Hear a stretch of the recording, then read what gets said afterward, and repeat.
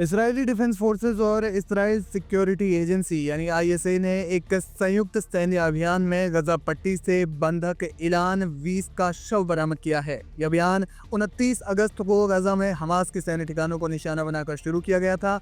इस ऑपरेशन में एक लापता इसराइली सैनिक का शव भी मिला, लेकिन उनकी पहचान और मौत के कारणों की जानकारी अभी तक सार्वजनिक नहीं की गई है।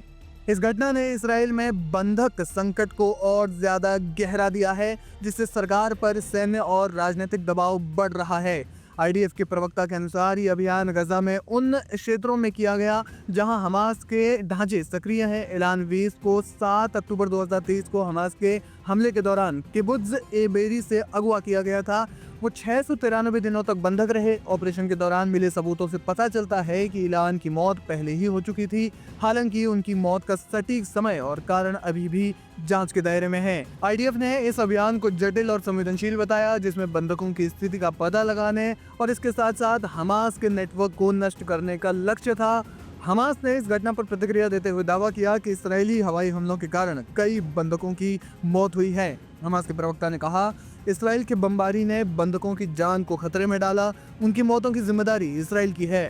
दूसरी ओर आईडीएफ ने स्पष्ट किया कि उनकी कार्रवाइयां हमास के ठिकानों पर केंद्रित हैं और बंधकों को सुरक्षित छुड़ाना उनकी प्राथमिकता है। इस दौरान इसराइल के पीएम बेंजामिन नेतन्याहू ने कहा, गजा पट्टी में आईडीएफ और आईएसए के एक अभियान में इलान 20 का पार्थिव शरीर इसराइल वापस लाया गया। उन्हें हमास ने बंधक बना रखा था। इस अभियान में एक अन्य मृत बंधक के अवशेष भी वापस लाए गए। दोनों के पार्थिव शरीर की फॉरेंसिक मेडिसिन संस्थान में जांच हो रही है। 7 अक्टूबर 2023 को हमास के हमले में लगभग 250 लोग बंधक बनाए गए थे, जिनमें बच्चे, महिलाएं, बुजुर्ग और सैनिक भी शामिल थे। अब तक 58 बंधकों की जीवित होने की पुष्टि हुई है, जबकि 35 की मौत की खबर सामने आ रही है। आपको बता दें कि गजा में बंधकों की मौत का आंकड़ा लगातार बढ़ता जा रहा है। अब तक कुल कितने बंधक जीवित हैं, इसके बारे में अभी तक कोई आधिकारिक पुष्टि नहीं है।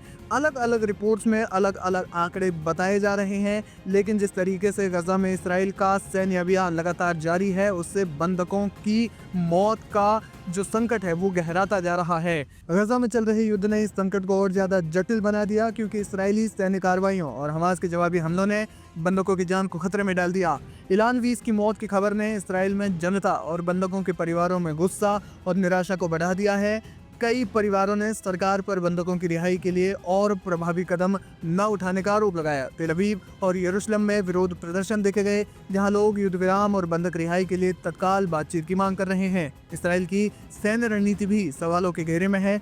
हमास का दावा है कि इसराइली हवाई हमलों ने बंधकों की जान को खतरे में डाला, जबकि आईडीएफ का कहना है कि हमास बंधकों को मानव ढाल के रूप में इस्तेमाल कर रहा है। इसी बीच अंतर्राष्ट्रीय समुदाय ने गजा में बढ़ते मानवीय संकट और नागरिक हताहतों पर चिंता जताई है। जानकारी के मुताबिक इस युद्ध में अब तक 62,000 से ज्यादा फिलिस्तीनी मारे जा चुके हैं।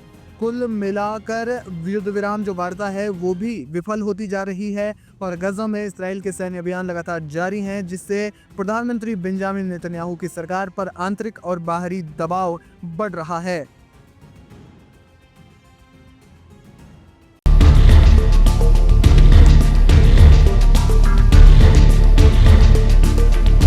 गजा पट्टी में चल रहे लंबे संघर्ष ने इसराइल डिफेंस फोर्सेस यानी आईडीएफ को गंभीर संकट में डाल दिया है।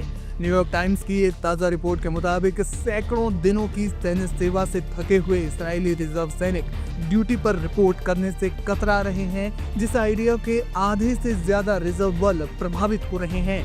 इस स्थिति ने हमास के खिलाफ इसराइल की रणनीति को कमजोर कर दिया है और सेना को बैकफुट पर धकेल दिया है।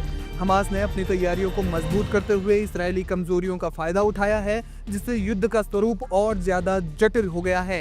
7 अक्टूबर 2023 को हमास के इसराइल पर हमले से शुरू हुए इस युद्ध को अब तक 2 साल हो गए हैं। जनवरी 2025 में मध्यस्थता से एक सीज फायर हुआ था, लेकिन मार्च 2025 में इसराइल ने गजा पर नए हमले शुरू कर दिए। इसके बाद इसी महीने यानी अगस्त में इसराइली सुरक्षा कैबिनेट ने गजा सिटी पर पूर्ण कब्जे की योजना को मंजूरी दी, जिसके लिए 60,000 अतिरिक्त रिजर्व सैनिकों को बुलाने और 20,000 सैनिकों की सेवा अवधि बढ़ाने का फैसला लिया गया। हालांकि ये योजना रिजर्व बलों की भारी कमी के कारण और ज्यादा मुश्किल हो गई है। आईडीएफ ने शुरू में 3 लाख से ज्यादा रिजर्विस्ट को बुलाया था, लेकिन अब टर्नआउट 40 से 50% तक गिर गया है। रिपोर्ट्स के मुताबिक 100 सैनिकों वाली कंपनी का आकार घटकर महज 60 रह गया है। सैनिक थकावट, आर्थिक कठिनाइयों, पारिवारिक जिम्मेदारियों और मानसिक स्वास्थ्य समस्याओं से जूझ रहे हैं। कुछ सैनिकों ने वैचारिक आधार पर गजा में सेवा करने से इनकार कर दिया है, क्योंकि उनका मानना है कि युद्ध अपने मूल उद्देश्य यानी बंधकों की रिहाई और हमास के विनाश से भटक गया है। आईडीएफ के अधिकारियों ने चिंता जताई है कि सैनिकों की थकावट और सेना छोड़ने की बढ़ती प्रवृत्ति युद्ध को लंबा खींच सकती है। तेल अवीव में हालिया विरोध प्रदर्शनों में हजारों लोगों ने गजा सिटी पर नए हमले का विरोध किया और रिजर्व सैनिकों ने सेवा से इनकार करने की अपील की। एक रिपोर्ट में कहा गया है कि 1 लाख से ज्यादा इजरायली रिजर्व ड्यूटी पर नहीं आ रहे हैं, जिसमें 38,000 कॉम्बैट ट्रूप्स शामिल हैं। इसके अलावा रिटायर्ड एयरफोर्स अधिकारियों ने भी युद्ध के खिलाफ विरोध जताया है। आईडीएफ ने सैनिकों को प्रोत्साहित करने के लिए गजा में 1 सप्ताह की तैनाती के बाद 2 सप्ताह की पेड लीव देने जैसे उपाय अपनाए हैं, लेकिन ये पर्याप्त साबित नहीं हो रहे। कुछ सैनिकों का कहना है कि मिशन आधे अधूरे तरीके से पूरे हो रहे हैं क्योंकि मैन पावर की कमी है। जानकार मानते हैं कि इसी कमी का फायदा हमास ने उठाया है। रिपोर्ट्स के अनुसार हमास ने 2023 के हमले से पहले इजरायली सैन्य ठिकानों की कमजोरियों का गहन अध्ययन किया था और अब भी अपनी नुखबा ब्रिगेड को मजबूत कर रहा है। जानकार कहते हैं कि हमास ने 30,000 से ज्यादा रिक्रूट्स जोड़े हैं, जो अक्टूबर 2023 के समय से हमास के पास ज्यादा लड़ाके हैं। आईडीएफ की चुनौतियां बढ़ गई है क्योंकि हमास की सुरंगों और शहरी युद्ध की रणनीतियों ने इस्राएली सेना को बार बार पीछे हटने पर मजबूर किया है। जुलाई 2025 में इस्राएली सेना को गजा के कुछ हिस्सों से पीछे हटना पड़ा, लेकिन अगस्त में नए ऑफेंसिव की योजना ने अंतरराष्ट्रीय अलगाव बढ़ा दिया है। इस्राएली प्रधानमंत्री बेंजामिन नेतन्याहू ने युद्ध विस्तार का संकेत दिया, लेकिन सेना प्रमुखों ने इसका विरोध किया क्योंकि अंततः तैनाती का डर पैदा कर रहा है।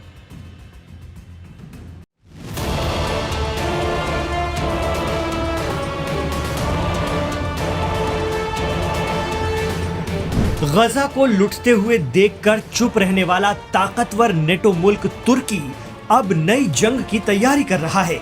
तुर्की जैसे पावरफुल मुल्क का जंगी तैयारियों को अंजाम देना बता रहा है कि मिडिल ईस्ट में कुछ तो बड़ा होने वाला है। मीडिया रिपोर्ट बताती है कि तुर्की अपनी सुरक्षा और रणनीति को लेकर बड़े कदम उठा रहा है। तुर्किश मीडिया भी इस बात की तस्दीक कर रहा है कि एर्दोगान सरकार तुर्की की 81 रियासतों में अंडरग्राउंड शेल्टर बना रही है और तुर्की ने एक नया स्काई डोम एयर डिफेंस सिस्टम भी अपनी सेना में जोड़ा है।